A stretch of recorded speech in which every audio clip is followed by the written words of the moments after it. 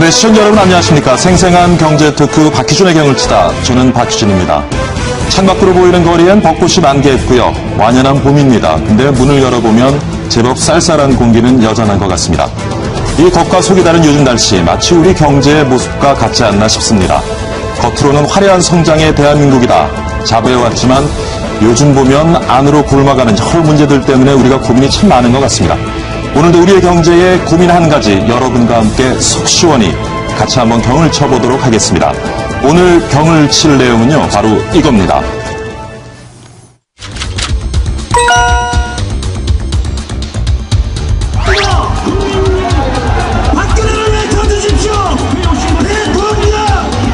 별게 따위에 가지 마시고 오늘 이 자리에 대등한 토론이 있게 가 잘 되어야 성장과 복지가 선순환될 수 있고 또 고용률 예, 맞습니다.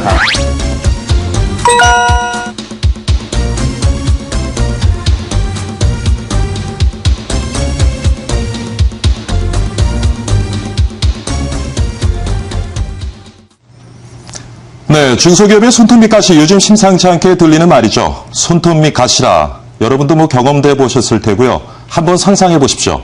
눈에 보이지는 않는데 계속 아리고 성가시게 괴롭히는 게 바로 이 손톱 밑 가시죠. 이런 표현이 등장한 이유는 다름 아니라요. 우리 중소기업경에서 보이지 않는 애로사항들이 많다는 얘기인 것 같습니다. 그렇다면 중소기업들이 꼽는 손톱 밑 가시로는 어떤 것들이 있겠습니까? 따지고 들면 수백 가지도 더 되겠지만 보시다시피 크게 5가지를 꼽고 있습니다. 먼저 납품 가격 후려치기죠. 대기업 납품에서 강압적인 납품 납품 인하가 종종 벌어진다고 합니다. 그리고 두 번째로 대기업의 중소기업 업종 진출입니다. 역시 최근에 말 참 많습니다만은 골목 상권 침해다 해서 최근에는 여러 대책들이 나오고 있습니다만 여전히 중소기업 입장에서는 만족스럽지 않은 것 같습니다. 그리고 기술 탈취와 인력 빼가기. 어렵게 인력을 키워놓으면 뭐합니까? 대기업에서 빼가고 기술 개발해놓으면 너무 쉽게 채가고 하는 일들이 벌어진다는 얘기죠. 그리고 중기 차등금리. 대출을 받을 때 대기업에 비해 차별화된 불합리함이 여전히 존재하고 있습니다. 마지막으로는요, 채용회로입니다. 뽑아놓은 인력 뺏기는 것 이전에 아예 인재 채용 자체가 어려움을 겪는 그런 중소기업들이 참 많습니다. 자, 어찌 보면 많이 제기되어 문제들이고요. 익숙한 얘기입니다만 여전히 우리 중소기업들을 괴롭히는 손톱 밑 가시들입니다. 과연 이번에는 이 가시들을 말끔히 제거할 수 있을지 오늘 이 내용에 대해서 여러분과 함께 경치는 시간 가져보도록 하겠습니다. 잠시 후에 뵙겠습니다.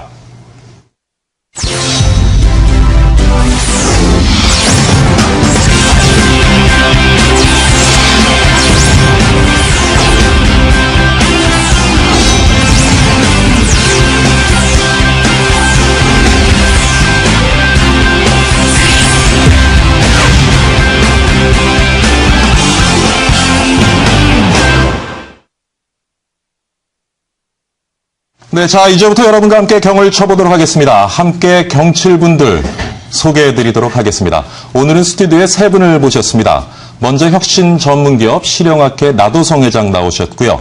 그리고 중소기업 옴부즈만 김문경 교수 나오셨습니다. 그리고 여러분 잘 아시는 김성수 문화평론가 나오셨습니다. 안녕하십니까? 안녕하세요. 예. 자, 방금 전에 제가 이제 손톱 밑 가시에 대해서 얘기를 했습니다만은 오늘 그 내용에 대해서 얘기를 나눠보고요. 제가 질문을 드리는데 답을 해도 좋고요. 또 패널 여러분들 서로 이렇게 대화하듯이 편하게 진행하시면 되겠습니다. 자, 신정부 들어서 손톱 밑 가시가 하나의 키워드로 익숙해가고 있습니다. 보이지는 않지만 중소기업들을 성가시게 괴롭히는 손톱 밑 가시, 일일이 따져보면 한두 가지가 아니겠습니다만은 가장 우리가 뼈저리게 느끼고 있는 손톱 밑 가시, 어떤 것들이 있겠습니까? 제가 아까 5가지를 묶어서 소개를 해드렸는데요. 가장 중요한 게 이게 방금 소개한 것은 그 시장에서 예. 벌어지는 손톱 밑 가시가 되겠고요. 우리 중소기업들은 특히 이제 이 공공기관 납품을 많이 하고 있죠. 예. 납품을 할 때도 보면 대부분 그 일정 규모를 요구한다거나 일정 전문가를 요구한다거나 예. 이래가지고 소위 그 적은 기업들은 참여할 수 없는 그런 가시들이 아주 많이 있습니다. 그러니까 어떤 규모가 되지 않거나 하면은 그렇습니다. 공공기관 입찰에 디자이너를 한 9명을 채용을 해라. 뭐 이런 게 있어야만 공공기관이 납품을 할 수 있도록 이런 제약이 많기 때문에 새로운 기업들 참여하기가 아주 어려운 이런 구조로 되어 있습니다. 그러니까 정부를 비롯한 공공기관부터가 중소기업들한테 조금 그렇죠. 불평등한 예. 그러한 그래 정부부터 조건을- 잘해야 예. 시장에 대기업보다 잘 나갈 수가 있는 거죠. 김문기 교수님 어떻게 보세요? 뭐 그런 것뿐만 아니라 예. 그래도 이거는 이제 대기업 그러니까 그 정부라고 하는 주체도 있고요. 예. 또 납품 가격 후려치기 같으면은 대기업이라는 주체도 있습니다. 근데 그거 말고 완전히 그 현장에 체화돼서 예. 정말로 남들은 모르는 손톱밑까지도 끼면은 자기밖에 안 아프잖아요. 예, 예. 그렇죠? 그런 것들이 있습니다. 예를 들면 시험 검사 인증이 있습니다. 예. 우리가 보면 되게 KS 마커도 있고 KC 마커도 있고 품자 마커도 있고 예. 여러 가지 굉장히 많이 받습니다. 예. 물론 그 의도는 일정 정도의 품질을 담보하고 그 다음에 안전을 담보하고 그러기 위해서 만든 그러한 인증제도입니다. 근데 그런 인증제도가 예. 사실은 중소기업에 굉장히 걸림돌로 작용하는 경우가 굉장히 많습니다. 그러니까 예를 들면 그 화장실 들어가 보면은 제일 큰 화장지 길이가 얼마나 되는지 아십니까? 붙박이로 걸려 있는 게 500m입니다. 500m요. 예. 붙박이로 걸려 있는 건. 써도 끝이 없더라고요. 예, 그 다음에 이제 그 집에 가면 쓰는 예. 게 그런 게 30m, 50m, 80m 이렇게 있습니다. 예, 예. 근데 똑같은 기계에서 똑같은 종이가 나오는데 다만 자르기를 30m 자르고 50m 자르고 뭐 이렇게 해가지고 롤에 감습니다. 예. 근데 그거를 각기 품질 검사를 한다고 해서 30m짜리 잡아다가 똑같이 뭐 인장 강도, 흡습성 이런 거 다 따집니다. 그 다음에 50m 잡아다가 똑같이 다 합니다. 그러면서 다 똑같이 검사료를 받아가지요. 예. 그러니까 그걸 당하는 입장에서 보면은 정말로 화가 나지요. 욕나고요. 똑같은 거 가지고 이렇게 했으니까 이거 5만 원, 이렇게 했으니까 또 5만 원, 또 5만 원. 그러니까 이러한 것들이 사실은 그 업계에 체화된 것들이 굉장히 많습니다. 이제 그거 이외에도 예, 불필요한 인증 문제 네, 말씀하셨고. 그거 이외에도 이제 불필요한 교육 같은 것도 있죠. 그, 예를 들면 PC방에서 소방서에서 나와가지고 이번에 안전교육 받아라. 그런다고요. 그 다음에 좀 있으면 구청에서 나와서 또 받아라. 그런데 그 업주분들 참 네, 귀찮아하시더라고요. 내용이 80%, 90%가 사실은 같은 걸 가지고 각기 그렇게 할 때 인력 뺏기죠. 예. 되게 뭐 노래방 하면서 누가 있겠습니까?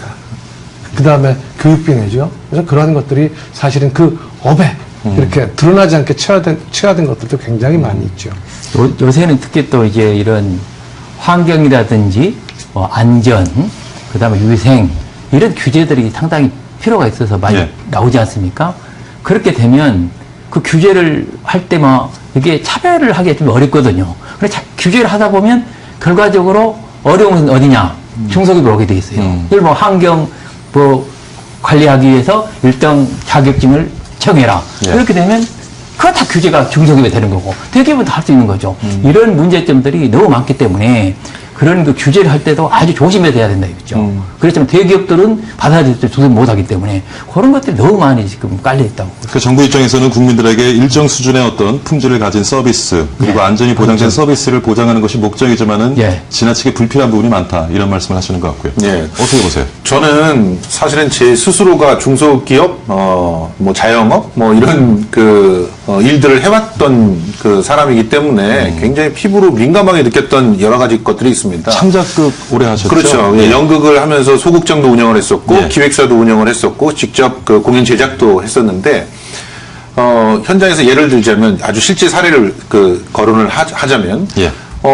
그 대기업이라고 할 수 있는 대형 기획사들은 돈들이 많으니까 TV 스팟을 막 때릴 수가 있어요. 홍보에서 절대적인 우위를 점하고 있는데, 돈이 없는 사람들은 어떻게 보면은 몸으로 모든 홍보를 할 수밖에 없어요. 그런데, 동일하게, 규제는 가해집니다. 예를 들어서 길거리에 아무렇게나 포스터를 붙이면 안 되잖아요. 포스터를 붙이게 되면은 벌금이 과태료가 날라오지 않습니까? 네. 그 과태료가 대기업이라고 해서 많이 날라오고 뭐 중소기업이라고 해서 적게 날라오고 이러지 않아요. 그런데 실제로 그 입장들을 딱 들여다 놓고 보면 이 중소 극장들에서 하는 사람들을 홍보할 수 있는 방법이 포스터 붙이는 거 이외에는 거의 없어요. 누가 신문에서 실어주기를 합니까? 뭐 아니면 뭐 특별한 배우들이 나와가지고 거기를 갖다 알려주긴 합니까? 할 수 있는 건 그야말로 아주 수동적으로 포스터 붙이는 일밖에 못 하는데 그 벌금이 엄청나게 때려진단 말이에요. 그런데 더 재미있는 것은 포스터를 붙여도 대기업들이 붙이는 거는 또 어떻게 그 붙이는지 모르지만 그 벌금이나 비용들을 또 감당할 수가 있어요. 그런데 이 중소기업들은 거기서 비용들이 한번 과태료가 나오게 되면 그거를 감당할 수 없는 수준들이 되기 마련입니다. 그러니까 결과적으로 공정한 경쟁이 되게 어려운 그런 그 상태들이 구조적으로 마련되어 있어요. 예를 들어서 에딘버러 페스티벌 같은 데에 보면은 누구든지 붙일 수 있는 벽을 만들어 놔요. 포스터를 붙일 수 있는. 그래서 그거를 자율적으로 규제를 하면서 예를 들어서 맨 처음에 붙인 데가 있으면 며칠 이후에는 그걸 자율적으로 띄게 만들고 그걸 붙이게 만든다든가 이런 식으로 해서 누구나 공동으로 돈 없이도 몸만 있으면 붙일 수 있는 벽들을 만들어 놓습니다. 이런 구간들을 만들어 놓으면요. 그런 것들이 하나의 볼거리가 되기도 하고 또 그것 자체가 그 많은 사람한테 공정한 기회를 부여해 주기 때문에 경쟁력이 되기도 해요. 그래서 대학로에 이런 것들을 만들자라고 굉장히 오랫동안 제안을 했는데 정부에서는 전혀 받아들이지 않았죠. 실제로 그리고 나서 만들어 놓은 것들이 뭐냐면 돈 내고 붙일 수 있는 데를 또 만들어요. 그러면 그 돈을 낼 수 있는 사람들은 또 돈을 내야만 그것이 할 수 있는 것들이 되고 또 그걸 누군가가 또 위탁 운영을 하게 만들어요. 그럼 위탁 운영하는 사람들이 돈을 벌게 되는 이런 상황들이 만들어지는 것이죠. 이런 식의 사고방식 속에서는 결과적으로는 작게 하는 사람들이 혜택을 받을 수 있는 베이스들이 만들어질 수 없다는 생각들을 하게 합니다. 그러니까 뭐 이렇게 막대한 마케팅 비용을 들이지 않아도 영세한 중소기업들이 좀 고객과 소통할 수 있는 그런 장을 조금 정부에서 마련해주면 좋겠다는 얘기로 이해할 수 있겠습니다. 저는 경찰서에도 끌려가 봤는데요. 경찰 분들도 결과적으로는 길거리에서 음란한 그런 서비스에 포스터를 붙이는 사람과 예술 작품을 하는 포스터를 붙이는 사람을 동일하게 취급하거든요. 그럴 때의 그 상실감은 더 심하죠. 이제 또 뭐 어떤 것들을 우리가 생각해 볼 수 있을까요? 그래서 방금 그런 말씀이 있으시면 특히 이제 정부 쪽 얘기를 했었고요. 시장에서 보면 더 불공정이 너무 많은 거죠. 예. 아까 얘기가 있었지만 그 대중소기업 간의 이 불공정한 관계에서 나타나는 각종 납품 단가 문제라든지 이런 것도 많고요. 또 지금 금융기관의 문제가 많습니다. 그렇죠. 우리 금융기관 참 문제 많아요. 지금도 아직도 담보를 요구하거나 그렇죠. 실질적으로 비 올 때 우산 걷어버리고 말이지. 이런 게 너무 많기 때문에 이걸 어떻게 금융기관의 경영 행태를 바꾸느냐. 예. 이건 손톱이 가시가 아니고요. 금융기관 경영을 바꿔야 됩니다. 실질적으로. 그게 참 중요한 부분인데 그게 해소가 안 되는 거거든요. 그거 당장 대출 얼마 좀 더 해달라고 어떻게 하겠습니까? 그건 해결되는 게 아니고요. 그런 금융기관 경영 행태가 근본적으로 바뀌도록 하는 게 중요한 부분이다. 그 부분에 대해서는 저도 할 말이 있는 게, 정부에서는 기금을 만들었어요. 그래서 이걸 가지고 빌려가라는 겁니다. 저리로 빌려줄 테니까. 그래서 저도 신청을 해봤는데, 담보가 없으면 안 빌려준다는 거예요. 그런데 공연들을 만드는 대부분의 사람들이 담보 물건이 될 만한 그런 집이나 이런 것들을 갖고 있지 못한 젊은이들이 많습니다. 그렇죠. 그래 그 사람들은 전혀 혜택을 못 받는 거예요. 자, 담보를 낼 수가 있어서 그 혜택을 받았다고 칩시다. 그 비용들을 갖다 갚아야 되는데 어느 순간이 되니까 거치 기간이 딱 끝나고 나니까 어마어마하게 원리금을 같이 갚아야 되더라고요. 이자는 낮더라도 이런 행태들을 바꿀 수 없는가? 좀 더 장기로 해줄 수 있는 방법은 없는가? 이런 부분들을 금융기관에 자꾸 요구를 했지만 금융기관에서 돌아오는 말들은 하나밖에 없는데 그러면 우리는 그거 갖고 징계를 받습니다. 말단에서 얘기할 수 있는 게 아니라 정책적으로 바뀌어야 됩니다. 라고 얘기를 하는데요. 그런 정책적으로 바꿀 수 있는 대안들을 마련한 적이 있는가 하는 것이죠. 이런 부분들은 심각하게 좀 바뀌어야 될 그런 상황이라고 생각합니다. 중소기업이 가지고 있는 기술이나 미래에 만들어내서 부가가치를 좀 평가해서 담보가 아닌 그런 것들을 통해서 좀 대출하는 방식도 제가 은행에다 어떤 얘기까지 했냐면 제가 자원봉사를 할 테니까 그런 상품을 만들어주시는 게 어떻습니까? 제가 대본 보고 이 작품은 될 만한 작품이니까 한번 대출을 좀 주십시오. 자, 저 극단을 보고 저 팀은 이렇게 이전에 작품 많이 했으니까 대출해 주십시오. 이런 식으로 제가 자원봉사를 해서 심사를 할 테니까 저한테 그런 걸 맡겨주시는 게 어떻겠습니까? 하는 얘기를 할 정도로 굉장히 어려운 그런 상황들이 있었습니다. 지금 이런저런 손톱 밑까지 사례들을 살펴보고 있는데요. 그렇게 말로 다 표현하지 못하는 많은 어려움을 해결하기 위해서 이번에 박근혜 정부는 친중소기업 정부를 표방하고 나섰습니다. 실제로 취임식부터 취임식을 기획하고 진행하는 기획사를 대기업이 아닌 중소기업을 선택했다고 하기도 하고요. 친중소기업 정책 방향에 맞추기 위해서 여러 가지 노력들을 하고 있는 것 같습니다. 과연 박근혜 정부의 출범 이후 손톱 및 가시뽑기 행보에는 어떤 것들이 있는지 잘생기고 키 큰 강태호 캐스터가 한번 정리해봤습니다. 강태호 캐스터.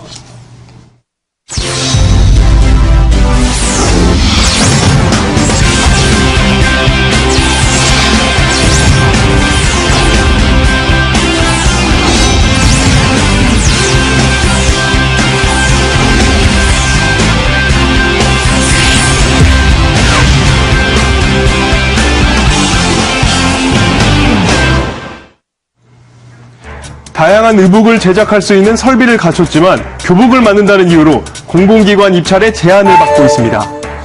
퇴직보험을 가입해야 외국인을 채용할 수 있는 규정 때문에 영세업체들은 운영에 막대한 지장을 초래합니다.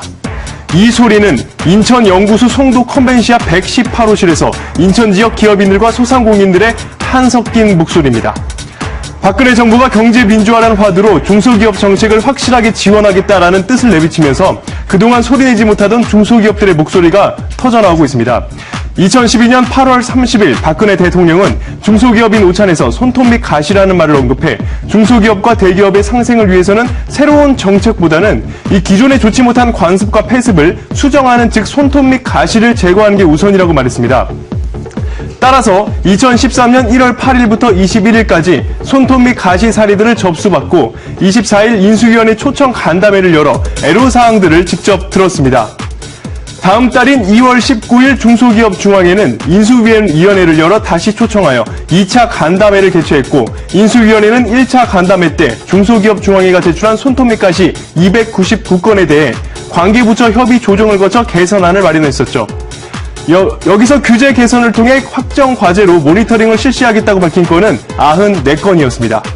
같은 날인 2월 19일 중소기업 중앙회는 손톱 및 가시 힐링센터를 설치하겠다고 발표했습니다. 손톱 및 가시 힐링센터가 우리 사회 경제에 정착하여 그 역할을 다하도록 하려면 향후 정부와 협력을 통해 민관합동센터로 한 단계 발전하는 시스템이 필요하다고 말했습니다. 그 후 열흘이 지나기도 전에 2월 28일 중소기업청은 중소기업중앙회 소상공인진흥원 등 17개 중소기업 관련 기관과 함께 손톱 및 가시 뽑기 태스크포스를 구성하고 활동에 들어간다고 밝혔습니다. 손톱 및 가시 뽑기 TF는 과제 발굴팀 그리고 과제 검토팀 이렇게 2개 팀으로 구성되어 중소기업 현장의 어려움과 애로를 직접 찾는 일을 합니다.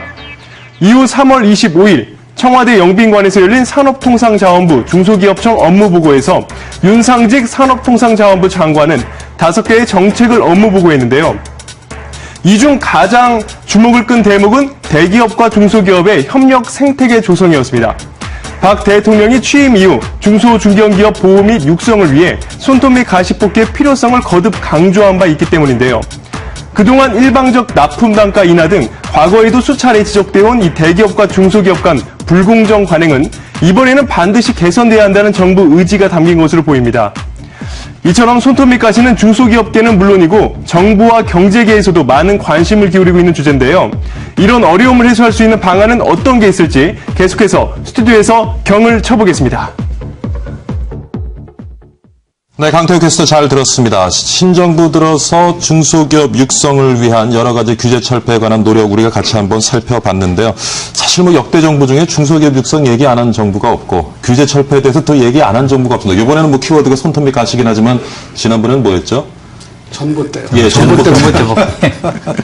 그 뭐 항상 그 새로운 정부가 출범할 때마다 늘 나오는 얘기긴 하는데 아직까지도 뭐 뚜렷하게 이게 중소기업 육성을 위한 그런 우리 사회 기반이 잘 조성되어 있지 않은 것 같고요.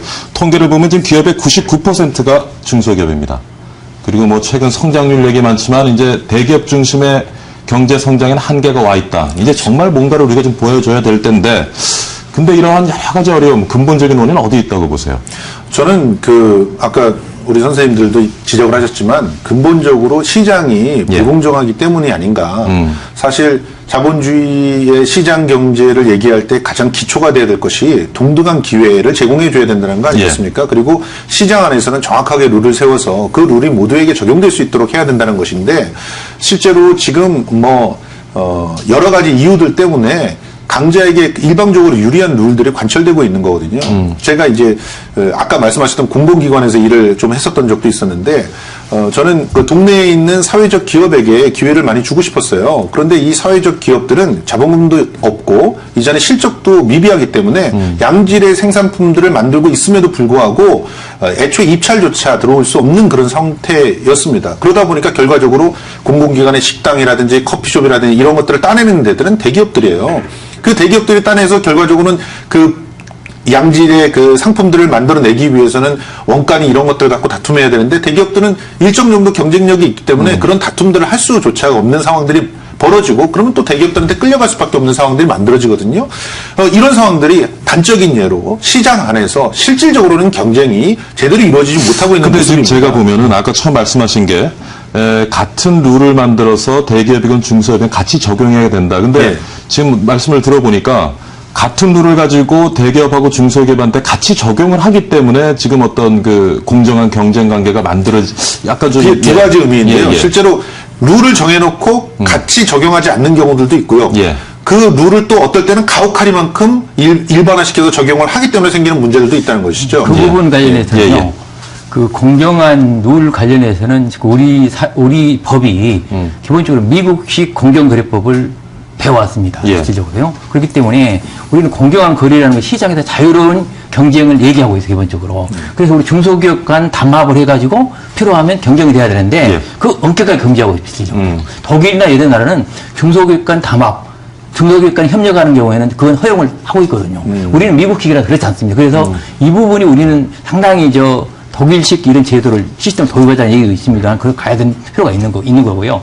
또 한편으로 아까 말씀드린 그 공정한 경쟁 시장뿐만이 아니고 우리 사회가 이제 근본적으로 문제가 있는 것은 강자들 간의 커넥션 구조가 좀 심각하다는 얘기입니다. 예. 이 부분은 법 제도만이 아니고요. 우리 행태까지 그렇습니다. 예를 들면 인류대학을 나와야 사회를 지배하는 시스템이 되기 때문에 기본적으로 그런 구조가 되겠습니다. 그래서 미뤄지는 구조가 되다 보니까 결과적으로 불균형하게 되는 거죠. 뭐 제도 하나 만들 때도 강자들끼리 뭐 똑딱똑딱 해서 만들어진 거란 말이에요. 그게 가장 큰 문제다. 그래서 그것도 지혜가 필요가 있겠습니다. 이렇게도 볼 수 있어요, 사실은요. 사실은 경쟁이 좋거든요. 예. 그렇죠. 아까 우리 김성수 선생님이 그 말씀하셨어요. 대학로에서 포스터를 붙이는데 누구나 다 붙이게 하자. 그 얘기는 뭐냐면 링에 자 너는 글로브가 좋으니까 올라오고 넌 글로브가 나쁘니까 올라오지 마. 이래서는 안 된다는 얘기죠. 일단 링에는 다 올라와야지 돼요. 일단 링에 다 올라와가지고 정말 실력도 쌓아야지 됩니다. 그렇죠. 근데 지금 조금 전에 아까 우리 사회자 우리 박희준 선생하고 우리 김성수 선생 얘기할 때 공평한 룰이지만 또 틀리다 그런 말씀하셨죠. 근데 단 뭐는 나눠야 되냐면 체급은 나눠야 돼요. 나눠야죠. 체급은 나눠야 돼요. 예, 예. 그러니까 체급은 나누고 그 다음에 리그에는 모두 다 올라올 수 있는 시스템을 만들어야지 됩니다. 글러브 큰 거 낀 사람, 글러브 작은 낀 사람 거기에 차등을 둬서 링에 올라오지 못하게 하는 거는 예. 옳은 시스템이 아니고 그러니까 사실 정부가 해야 되는 거는 아까 우리 그 김영수 선생님께서 얘기할 적에 그런 말씀을 했어요. 지원금을 나눠주면 어차피 큰 데가 간다. 근데 우리가 지원금이라고 하는 건 결국은 국가 자원의 배분의 문제거든요. 그렇죠. 근데 그 배분을 할 적에 우리도 모르게 가지고 있는 큰 생각이 하나 있습니다. 그게 뭐냐면 선택과 집중이에요. 그러니까 잘하는 애를 잘하래.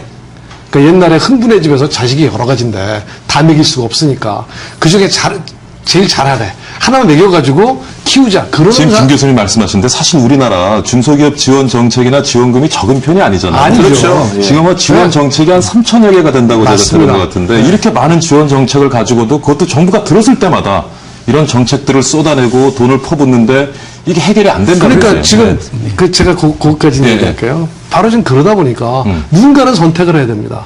그러니까 아까처럼 뭐 매출액이 얼마, 규모가 얼마. 왜냐하면 객관적으로 할 만한 사람이 했다는 걸 보여줘야 근데 자금 지원을 통한 중소기업 육성 그게 바람직한 그래서 제가 걸까요? 얘기하는 예. 거예요.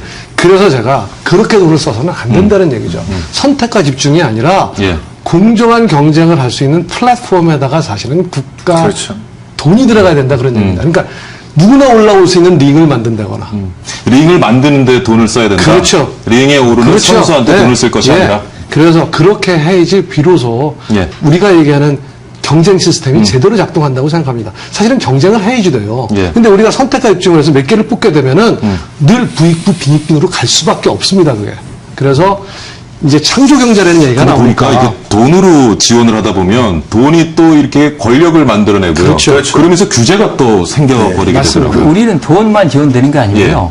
뭐 기술, 인력 다양하게 팔로 막 지원이 되고 있거든요. 있는데 방금 김문경 ombudsman께서 말씀하셨지만 우리 중소기업 정책 부분에 있어서 바뀌어야 될 게 몇 가지가 있습니다. 예. 중요한 것은 아까 말씀드린 인프라 쪽으로 지원을 해야 된다는 게 있고요. 그렇죠. 두 번째는 중요한 게 뭐냐면은 지금 현재는 개별 기업에 대해서 지원하는 시스템입니다. 그렇죠. 개별 기업에 지원하면 시장에서는 아무리 지원해봐야 시장 경쟁력도 없는 거거든요. 그럼 그 개별 기업들이 대기업들과 경쟁할 수 있는 구조를 만들 때 지원해야 되거든요. 그게 바로 네트워크 또는 협업을 할 때 지원하는 이 구조로 가야 되는데 그 구조가 잘못되어 있습니다. 그래서 전부 개별 기업 주다 보니까 실제로 뭡니까? 엄말에 오줌누기 이런 얘기가 그렇지. 나오지 않아요? 예, 예. 그렇기 때문에 그걸 좀 바꿔야 될 필요가 있고요. 예. 또 하나는 규제 같은 걸 지금 각 부처에서 하거든요. 필요합니다. 필요한데 그 규제를 할 때 신중해야 됩니다. 그 부분이. 우리는 규제를 할 때 대부분 그냥 비슷하게 해버리거든요. 하고 나면 전부 중소기업 중인의 꼴이 되니까 그 부분을 여기 와 계시지만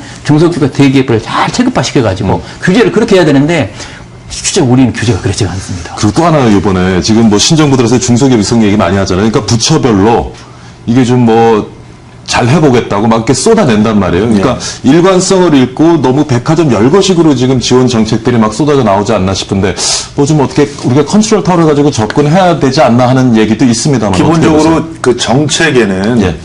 그 거시적인 그런 안목에서 마련하는 정책들이 필요하고요. 그게 아까 그 김문겸 선생님께서 말씀하신 것처럼 인프라에 정확하게 투자를 해서 가치 리딩이 올라갈 수 있게끔 해주는 그런 투자들을 쭉 해야 되고 예. 그리고 나서도 보니까 빠지는 것들이 있더라. 그럴 때 그런 정책들을 하나하나 골라가지고 맞춤식 그런 그 정책들을 마련을 해야 되는데 지금 현재 보면은 거시적인 안목에서 뭔가를 제시해야 하는 그런 컨트롤 타워는 없어요.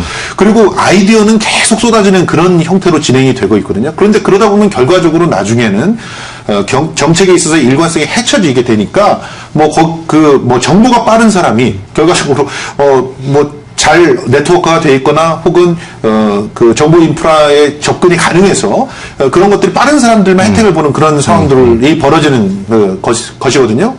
지금 중요할 것은 오히려 지금 가장 큰 문제가 되고 있는 핵심적인 사항. 그러니까 불공정한 시장을 개선하기 위해서 어떤 데 투자를 해야 되는가를 먼저 세우고 그리고 그게 이제 큰 틀을 만들어 놓으니까 그러면 여기서 빠져나가게 되는 데들이 어떤 것들이 있더라. 그리고 그런 부분들을 찾아서 거기에 맞춰서 정책을 갖다 이런 거 실행해보자. 이런 방법을 취해야 되지 않나는 생각들을 하고 그리고 있습니다. 또 하나가 이게 이제 결국에는 사람 얘기인데요.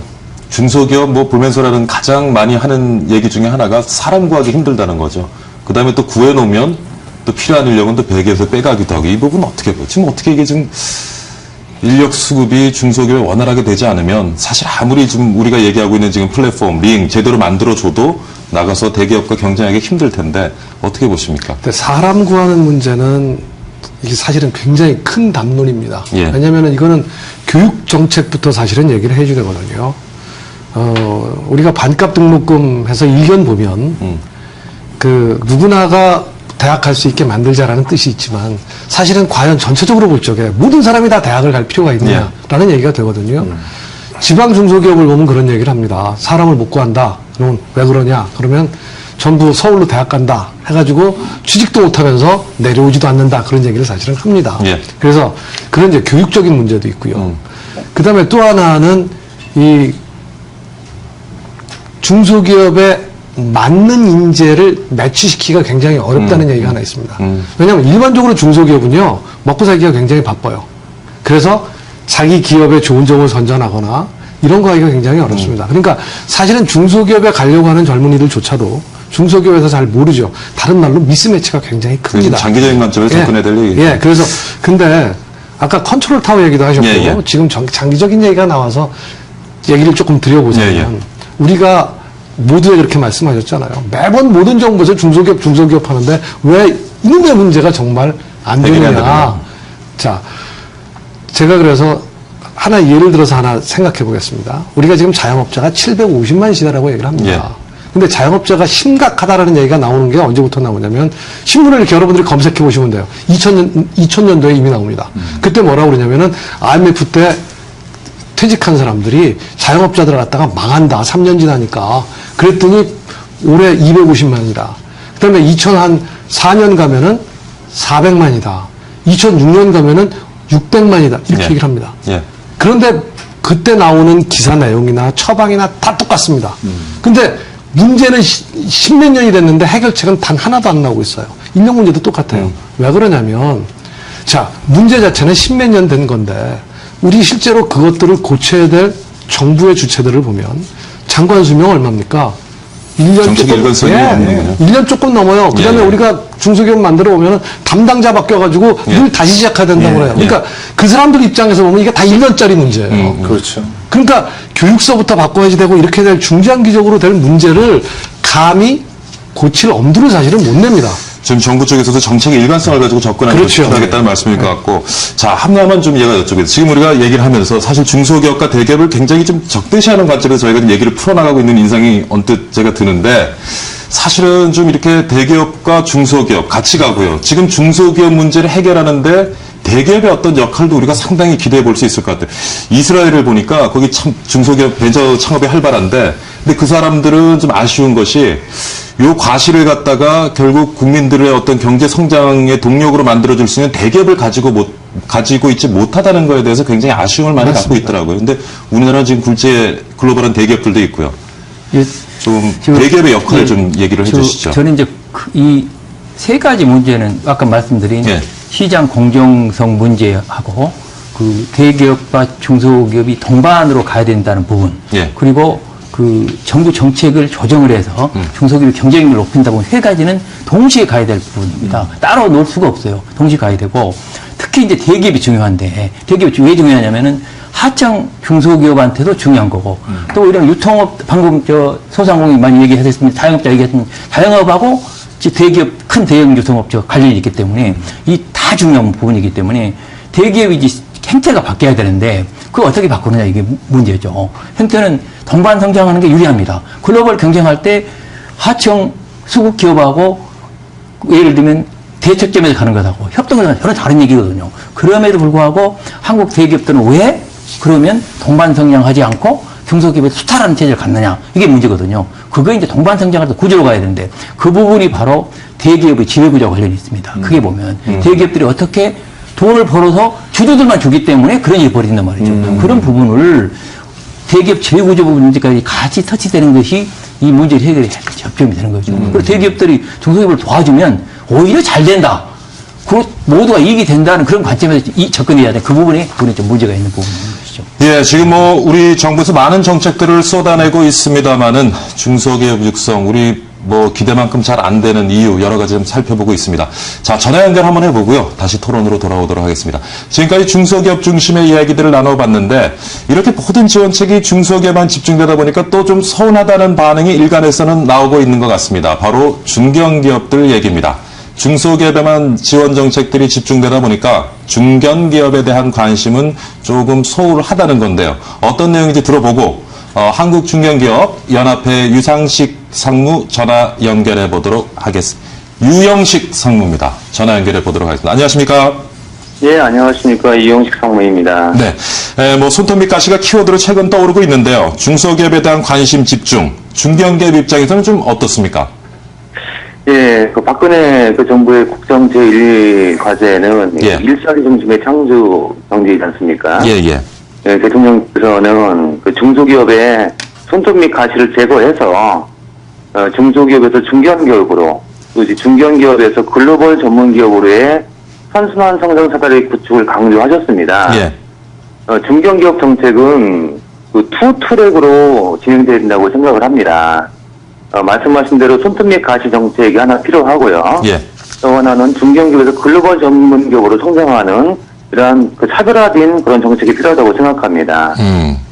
이 손톱 및 가시 정책이 뭐 중견기업한테 서운할 이유가 전혀 없다고 생각합니다. 예. 그러면 뭐 상무님이 보시기에 중견기업의 성장 장애 그리고 기업 활동 애로 어떤 것이 있다고 보시는지요? 예, 중견기업으로 성장을 하면은 예. 우선 각종 그 지원이 그 축소가 되고 예.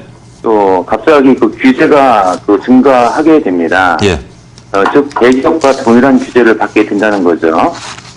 이러한 것들이 중견기업의 부담을 증가시켜서 기업 스스로 성장하는 그런 성장의 걸림돌로 작용하고 있습니다. 네. 현재 이러한 그 중견기업들에 대한 정책적으로는 다음과 같은 지원이 필요하다고 생각을 합니다. 첫 번째는 이 중견기업에 대한 관련 법제가 예. 좀 더 구체적으로 정비되어야 될 필요성이 있다고 생각합니다. 현재는 그 산업발전법 내에 예. 중견기업에는 정의가 있지만은 다른 법령에는 이 중견기업에 대한 개념이 도입되지 않고 있습니다. 중견기업을 제대로 정해놓지 못하고 있군요. 예, 그렇습니다. 그래서 전반적으로 중견기업 육성에 관련된 전반적인 법이 필요하고 예. 다른 법령에도 중견기업에 대한 개념을 예. 도입해야 될 필요성이 있다고 생각합니다. 알겠습니다.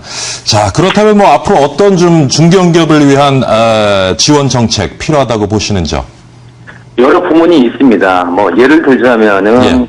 현재 하국법상에 보면은 그 중소기업만 수급사업자로 지위를 부여하고 있습니다. 예. 근데 이런 부분에도 중견기업도 일정한 그 규모의 기업들도 수급사업자의 지위를 예. 부여해야 될 것 같고요. 음. 또한 뭐 세액공제라든가 조세 부분에 있어서도 많은 부분이 그 중견기업 구간을 위해 중견기업한테는 일정 구간을 정해서 지원을 해야 될 필요성이 있다고 생각합니다. 네. 자, 오늘 유영식 한국중견기업연합회 상무와 중견기업 육성 지원책에 대해서 같이 한번 얘기 나눠봤습니다. 오늘 전화에 감사드립니다. 예, 감사합니다. 네. 예. 뭐 지금 얘기를 나눠봤습니다만은요, 이게 사실 우리가 아까도 뭐 상무님이 얘기를 했는데 중견기업에서는 또 제대로 정의를 해놓지 못하고 뭐 필요한 지원 정책이 만들어지지 않기 때문에 중소기업에서 중견기업을 커갈 수 있는 기회가 있음에도 불구하고 그런 지원책들을 계속 받기 위해서 더 이상 성장을 멈추는 뭐 피터벤 증후이라고도 합니다만은 어떻게 보세요? 사실은 그런 면이 있습니다. 그러니까 일반적으로 보면은 일단 중견기업으로 되면은 보통 한 50여 개의 지원책이 끊기고 예, 중소기업 일대에 비교해서 그 다음에 이제 이게 대기업 취급을 받기 때문에 한 60여 개의 새로운 규제를 받는다. 그런 얘기를 합니다. 근데 지금 우리가 중견기업을 사실은 우리가 요즘에 얘기를 꺼내는 그 근본적인 이유는 일자리 창출 때문에 그렇습니다. 우리의 산업 구조가 대기업들은 너무나 고도화되기 때문에 더 이상 일자리 창출이 되지 않습니다. 근데 그렇다면은 그 아랫단에서 일자리 창출을 해줘야 되기 때문에 우리가 중견기업을 키우자 그런 얘기를 합니다. 근데 제가 사실 조금 안타까운 건 지금 상무님께서도 말씀하셨지만 그럼 어떤 걸 하냐? 그러면 아직까지 중견기업에서 보통 요구하는 게 아까 세액공제 해달라, 예. 세금 좀 깎아달라, 여전히 중소기업같이 그렇게 해달라 이런 얘기를 하는데 저는 사실은 기업도 조금 중견기업쯤 됐으면 안목도 좀 바꿔야지 된다고 생각을 합니다. 그런 것보다는 예. 아까 우리가 처음에 얘기했듯이 그런 인프라적인 얘기들. 그러니까 사실은 중견기업이 크려면 글로벌화 돼야지 되거든요. 그렇죠. 그러니까 우리가 그 독일의 중견기업과 우리가 비교할 때 독일의 중견기업을 우리가 어떤 히든 챔피언이라고 얘기합니다. 가장 큰 차이가 글로벌라이제이션이에요. 그러니까 글로벌화가 되어 있느냐 안 되어 있느냐. 왜냐하면 매수 시장은 어차피 작거든요. 뭐 독일도 인구가 그렇게 많은 나라는 아닙니다. 그러니까 우리나라도 그렇고 한다면 결국은 국제적으로 나가야지 되는데 그러니까 우리가 글로벌화로 갈 수 있는 그런 인프라를 정부가 좀 한다거나 뭐 그건 여러 가지 아까 우리 남 교수님께서 얘기하신 뭐 네트워크도 될 수 있겠고요. 정보도 될 수 있겠고요. 아니면 거기에 걸맞는 인력의 훈련 뭐 이런 쪽으로 사실은 정부가 예. 저는 맞춤형으로 좀 자, 그렇다면 도와줘야 중소기업이 중견기업으로 이제 커가는 데 있어서 어떤 좀 그런 지원 정책이 필요하다고 보시는지 저도 말씀하신 국제화가 필요하다라는 말씀을 하셨는데 금은경 교수님과 동감인데요. 우리 중견기업을 어떻게 끌어가느냐는 이제 중요한 포지션입니다. 그런데 이게 독일식 히든 챔피언으로 가야 되는 게 맞습니다. 맞고요. 그 부분을 정부가 무슨 세금을 더 깎아주거나 뭐 해서 한다는 것보다는 해외로 나가서 국제 경쟁을 할 때는 이제 문제가 핵심적인 몇 가지가 있어요. 그 중에 하나가 사람 문제입니다. 중견기업으로도 사람이 안 가요. 중견기업 돈 많이 벌었다고 합니다. 돈을 벌었는데 사람이 안 온다 이거예요. 사람이 갈 수 있도록 만드는 게 대단히 중요합니다. 근데 그 정부가 할 수 있는 방법이 있습니다. 중견기업 브랜드를 높여주면 됩니다. 높일 수 있거든요. 그거는 정부가 조금만 노력하면 할 수 있는 일이기 때문에 그 브랜드를 높여주고요. 또 한편으로 정부도 지금 그걸 하고 있거든요. 해외로 나갈 때 중견기업이 마케팅 역량이 좀 떨어진 부분이 있거든요. 그걸 정부가 서포트 해주면 충분히 갈 수 있는 거. 그래서 정부는 가능하면 중견기업에 대해서는 이런 글로벌 진출이라든지 그 중견기업이 필요한 브랜드, 사람 부분에 집중적으로 역량을 투입하는 것이 바람직하다. 저는 이렇게 생각을 합니다. 지금 뭐 중소기업과 중견기업 육성에 있어서 정부의 역할 얘기를 많이 하고 있는데 사실 기업 자체로서도 좀 혁신 의지나 혁신 활동을 이전보다는 좀 더 열심히 해야 되지 않을까. 그렇죠. 저는 그 마케팅 능력에 대해서 얘기를 할 때 특히 뭐 제가 있던 곳을 예를 들면서 이렇게 얘기를 하자면 대학로 내에도 중견기업이라고 할 수 있을 만한 팀들도 있어요. 그런데 이 팀들은 꼭 자기들 생각만 하고 있거든요. 그리고 자기들 여전히 지원을 받아야 될 대상이다 이렇게 주장을 하고 있는데 조금 생각을 바꿔서 자기네들끼리 지금 요즘에 유행인 협동조합 같은 걸 만드는 거예요. 그렇게 만들어서 마케팅에 어떤 솔루션을 딱 제공을 해버리면 그걸로 얼마든지 대기업이라고 할 수 있는 그 CJ ENM 같은 데와 겨루어서 싸울 수가 있습니다. 그리고 특히나 라이센스 같은 걸 해외에서 따와야 되잖아요. 따와야 그런 큰 그 공연들을 갖다 만들어낼 수 있는데 그럴 때 그런 협동조합의 형태로 따오게 되면 훨씬 더 경쟁력을 갖출 수가 있고 신뢰도를 높일 수가 있어요. 근데 그런 노력들을 사실 하지 못한다는 거죠. 근데 오히려 그런 것에 정부가 조금 돈을 주면 됩니다. 니들끼리 중견기업끼리 협동조합을 만들어서 마케팅 솔루션을 제안한다. 거기에 지원금 줄게. 혹은 그렇게 하면은 해외의 시장을 뚫어줄게. 이런 식의 혜택들을 준다고 하면 분명히 나설 수 있는 팀들이 생길 거라고 생각을 하는데요. 그런 식의 중견기업의 자구책들도 충분히 이렇게 그 평가받을 수 있는 그런 시스템들이 좀 됐으면 좋겠다는 생각이 듭니다. 지금 이제 중소기업이 중견기업으로 커가고요. 중견기업이 또 대기업이 되고 이런 아주 선순환 구조가 만들어지면 좋은데 사실 이제 좋은 기술이나 뭐 제품을 가지고 있지만 지속적으로 성장해 나가기는 자금이나 여러 가지 문제 한계 있는 기업들이 많고 그러다 보면 우리도 좀 이렇게 생각이 나는 것이 미국같이 M&A 시장이 좀 활성화가 되면 좋은 기술 개발해서 어느 정도 회사 되면 대기업에서 제값 쳐주고 기술도 사주고 회사도 사주고 그럼 그 돈 받아서 또 좋은 아이디어로 또 쳐먹고 이 한국의 M&A 시장 어떻게 보세요? 그래도 우리가 그래서 벤처 정책을 정부가 열심히 썼습니다. 그래서 2000년대 들어와가지고 어려운 가운데서도 우리가 상당히 성장 동력을 그쪽에 찾았는데요.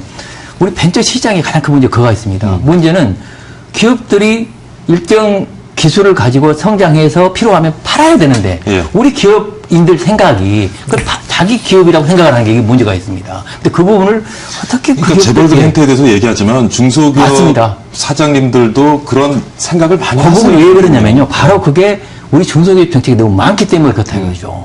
그렇게 많지 않으면 시장에 다 팔아야 되는데 정부 정책을 지원받기 위해서 이렇게 남아있는 거예요. 예. 그게 같이 연결되어 있는 부분이기 때문에 아까 말씀드린 대로 불공정 생태를 고치면서 중소기업 정책을 대폭적으로 정비할 필요가 있습니다. 그래야 그게 살아납니다. 그래야 M&A 시장이 살아날 그렇습니다. 것이다. 예. 예. 또 하나는 그게 있죠. 시장의 투명성도 높여야지 돼요. 그렇죠. 네, 맞습니다. 예.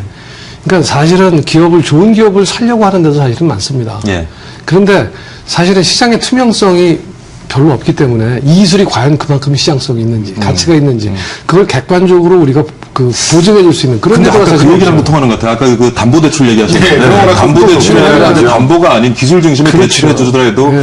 우리가 가지고 있는 기술이라든가 지적 재산권에 대해서 뭔가 제대로 가치를 측정하고 평가할 수 있는 뭐 체계가 좀 아직까지 없죠, 그래요. 예. 아직까지 사실은 제대로 된 체계가 없었고요. 몇 번 시도를 했는데 예. 정부 주도로 했었는데 그 이제까지는 정부 주도로 실패했습니다. 할 일은 또 아닌 것 맞습니다. 같고요. 예. 시장에서 그걸 해야지 돼요. 예. 그러니까 그럴 때 우리가 사실은 생태계라는 말을 쓰게 됩니다. 그러니까 벤처 생태계를 어떻게 만드느냐? 창업부터 엑싯까지 그리고 그 엑싯 전에 그러니까 엑싯의 IPO 그다음에 M&A 이렇게 있어야 되는데 그것들이 선순환 구조로 갈 수 있는 그러한 것들을 만들어야 되는데 그게 가장 사실은 어려운 게 하나는 아까 말씀하신 기업인들의 의식과요. 또 다른 하나는 그 투명성. 그러니까 정부의 비대칭성이 너무 크다는 얘기죠. 그러니까 여기에 이걸 없애기 위해서는 정부가 이 시스템에 나름대로 좀 신경을 쓰고 이 시스템을 만드는데 정말로 특단적인 조치를 좀 취해야 될 거라고 생각을 합니다. 저도 이 관련해서 예. 이 문제를 정부가 해결하는 데 있어서 중요한 포인트가 있는데요. 지금 정부 모든 지원 정책이 많기도 하지만 또 대부분이 단발성으로 그냥 주고 마는 거란 말이죠. 그렇게 되면 바로 시장이 그렇게 움직이게 됩니다. 그래서 시장이 작동되게 하려면 이는 정부 모든 지원 정책을 소위 프로젝트 매니지먼트화 해야 됩니다. A라는 프로젝트가 시작돼가지고 끝나는 시점까지 우리 벤처 생태계도 마찬가지거든요. 시작되면서 끝나는 시점까지 예. 그걸 따라가면서 체킹해주는 시스템이 정부로 바뀌어야 그 박근혜 정부에서 얘기하는 창조적 경제가 실현이 됩니다. 그렇죠. 절대 그렇게 하면 실현이 될 수가 없습니다. 그게 핵심적인 과제 중에 하나입니다. 저는 그걸 꼭 그 신정부가 그런 정책을 썼으면 좋겠다 하는 생각을 갖고 있습니다. 예. 그게 우리 공기업이나 공공기관을 합리화하는 방법이기도 합니다. 아까 이제 뭐 우리가 가지고 있는 기술 같은 거를 제대로 평가하고 거기에 대해서 가치를 그런 시스템이 마련돼야 되기도 하는데 사실 미국이 가지고 있는 그런 벤처 캐피탈이라든가 엔젤 투자 이런 것들 참 보면 부럽거든요. 예, 그렇죠. 우리도 좀 그런 시장을 좀 만들어 가야 될 텐데. 그런 시장들을 우리가 만들어 가야 되는데라는 당위만 갖고는 이게 되지 않고 그런 투자들이나 이런 과감한 시도들을 했을 때 예. 거기에 따른 혜택들이 있어야 된다고 보거든요. 근데 지금 우리 정부 정책에서 제일 안타까운 부분 중에 하나는 어떤 거냐면 예를 들어 기부를 한다든가 혹은 기부성이 있는 투자들을 한다든가 다소 리스크를 안고도 기부와 비슷한 성격들의 투자를 한다거나 이럴 때는 그런 거에 오히려 세제 혜택들을 줘야 된다고 저는 생각을 하는데 혹은 뭐 공제를 해가지고 뭐 세금들을 줄일 수 있는 절세 대책을 갖다가 그렇게 마련한다거나 이렇게 해줘야 된다고 생각하는데 오히려 그런 걸 줄이고 있어요. 그러니까 이런 부분들은 사실 앞뒤가 안 맞는 게 아닌가 하는 생각들이 들거든요. 대기업들이 투자처를 못 찾고 있잖아요. 투자처를 못 찾고 있는 그 가장 중요한 그 이유 중에 하나는 정부에서 정책적으로 그런 투자들을 유도할 수 있는 길들을 터주지 못하기 때문도 있습니다. 그러니까 모든 것을 정부에서 세금으로 다 하려고 하지 말고 그런 데들이 이렇게 좀 들어가서 기술도 확보를 할 수도 있고 또 어떤 의미에서는 공공적인 사회 공헌도 할 수 있고 그런데 세금까지도 좀 줄일 수 있어. 이러면 대기업에서 얼마든지 또 투자를 할 수 있게끔 나올 수 있다고 생각하는데 그런 방안들을 좀 고민해 봐야 되지 않을까 생각도 합니다. 예. 또 뭐 한동안 많이 얘기된 것이 이제 중소기업 적합 업종 얘기 많이 합니다. 예. 참 뭐 할 말 많으실 텐데. 그 중소기업 적합업종은 사실은 그게 굉장히 해결하기 어렵습니다. 분기성으로요. 정책이죠. 잘못 접근하면 또 예. 그 산업 죽일 수 있어요. 지금 왜냐하면 저 동네 빵집 입장에서 보면은 SPC나 뭐 이런 데가 굉장히 대기업이지만 그런 쪽에서는 또 얘기합니다. 우리 기껏 해봤자 중기업밖에 안 된다. 대기업에 비하면. 늘 그렇게 하면은 어떤 사람이 크겠느냐 그런 얘기를 사실은 합니다. 그래서 빵집 같은 걸 봐도 뭐 군산의 이성당이나 대전의 성심당 같은 데는 동네 빵집이 굉장히 잘하고 있거든요. 엄청나게 잘하고 있습니다.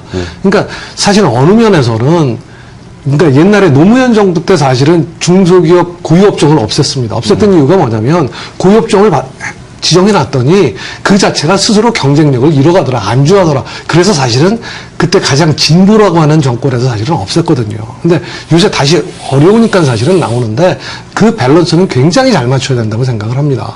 그러니까 지금도 대형마트 규제를 하니까요. 보니까 이렇게 골목골목이 일본 자본이 들어간 소형 마켓들이 굉장히 지금 활발하게 또 성행을 하더라고요. 그렇죠. 그러니까 그 말씀을 하시니까 얘기하는데. 전에 조명도 그렇지만 이거 잘못 업종 제한. 그러니까 우리는 너무나 그러니까 대증적으로 접근을 해요. 짧게. 근데 실제적으로 그 재래시장과 그러니까 골목상권과 대형마트가 성공한 사례가 많이 있습니다. 이스라엘 같은 데 가면요. 같이 있어요. 우리는 그걸 띄워놨거든요. 왜냐하면 상권은 모여지됩니다. 예. 근데 어떻게 되어 있냐면 아래층은 재래시장이고요. 위층은 대형마트입니다. 다만 다루는 품목에서 약간 차이가 있고 그 다음에 포장이나 이런 게 틀립니다. 그래서 개인 서비스를 원하는 사람들은 재래시장 아래층을 가고 크게 벌크로 구입하는 사람은 위로 가고 우리도 그런 것들을 시스템적으로 한번 생각해 볼 때가 됐다고 생각을 해요. 자, 뭐 많은 얘기를 나누다 보니까 뭐 시간이 한 30초 정도 남았습니다. 나 회장님 지금 하고 싶은 얘기 굉장히 많으실 것 같은데 마지막으로 한 30초 제가 드릴게요. 저는 방금 말씀드린 보호 칸막이 정책은 아주 신중해야 되는 거고요. 실제 중소기업 간 협력을 해서 경쟁력을 높일 수 있는 정책으로 정부 정책은 바뀌어야 되고요. 더 중요한 것은 우리 기업인 스스로 자조적인 노력이 더 중요하다고 생각을 합니다. 예. 자, 오늘 나도성 혁신전문기업 실용학회 회장, 그리고 김문겸 중소기업 옴부즈만 회장, 그리고 김성수 문화평론가와 함께 최근 얘기되고 있죠. 손톱 및 가시 얘기, 그리고 해결 방안 같이 한번 머리를 묶고 얘기를 나눠봤습니다. 오늘 수고 많으셨습니다. 네, 고맙습니다. 수고하셨습니다. 네, 박희준의 경을치다 오늘은 여기서 정리하겠습니다. 오늘 토론 내용을 준비하면서 다양한 자료를 살펴봤는데요. 흥미로웠던 것은 경영의 어려움을 표현한 다양한 비유들이 있었습니다. 오늘 뭐 소개해드린 손톱 및 가시도 있었고요. 신발 속 돌멩이, 모기의 칼, 뭐 다양한 비유들이 있었습니다. 그런 표현을 보면서 100마디의 말보다도 더 효과적으로 와닿는 한마디의 표현이라는 생각이 들었습니다. 중소기업을 위한 지원들 그동안 참 많았죠. 100가지의 지원이나 말보다 단 한 가지라도 중소기업에 제대로 도움이 되는 그야말로 촌철살인 같은 송곳 같은 아주 똑똑하고 뾰족한 제대로 된 지원이 나와서 중소기업들의 경쟁력 높이기에 효과를 거둘 수 있기를 한번 기대해 보도록 하겠습니다. 오늘 시청해 주신 여러분 정말 감사드립니다.